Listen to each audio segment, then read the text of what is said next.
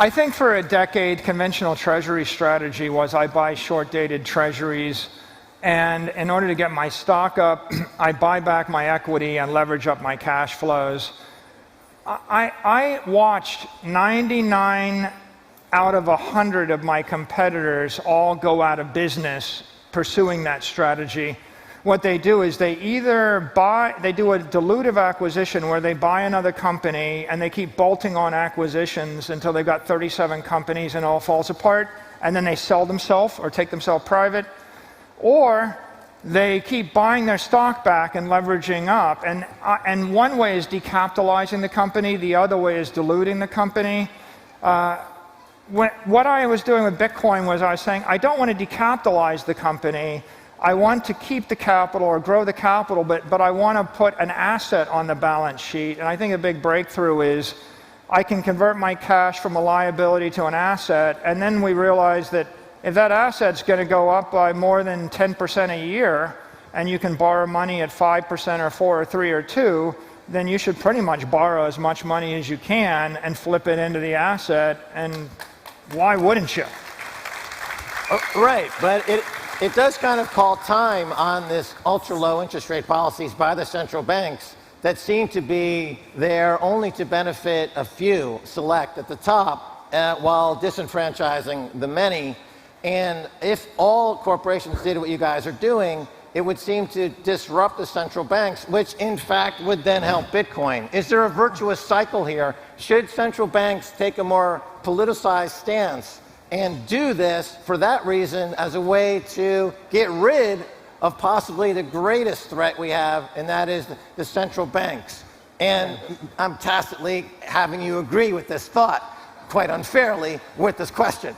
However, I think you see what I'm driving at. Is there a political angle to this at all? Are you allowed to say that? I think we can all go forward constructively together. And look, Ray Dalio says he'd rather own Bitcoin than a bond. There's 100 trillion in bonds. That was a big statement that he made just a week ago. Right. Corporate treasuries are holding bonds.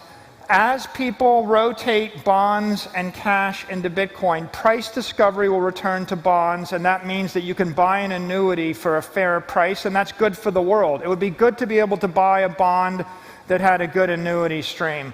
I think the price discovery will return to stocks, and you'll be able to buy a stock that pays a decent dividend that's less risky, and that will be good for the world. I think that you'll be able to buy, if we demonetize residential real estate, you'll be able to buy a house at half the price that's twice as good. That'll be good to the world. And so I think that the virtuous cycle is Bitcoin is demonetizing gold. Your jewelry will be twice as good, half as expensive. Is demonetizing real estate. Your house will be twice as big, half as expensive. Is demonetizing debt. You will be able to buy an annuity that yields 8% interest with no risk. Is demonetizing equity in ETFs. You'll be able to invest in a company and not pay 50 times revenue and take a risk. You'll be able to invest reasonably. And so Bitcoin fixes everything. And it fixes...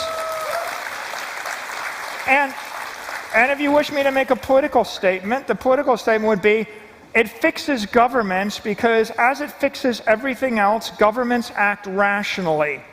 And right now, you can see governments acting rationally, right? In weak countries, their currency collapses to zero, and they have to adopt a new currency. Right now, they're adopting the dollar.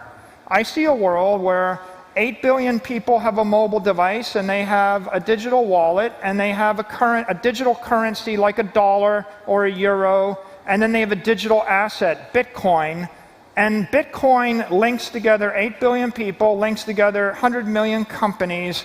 It synchronizes the world across political jurisdiction, and it returns rationality to the entire financial system, and it returns freedom and property rights to the human race.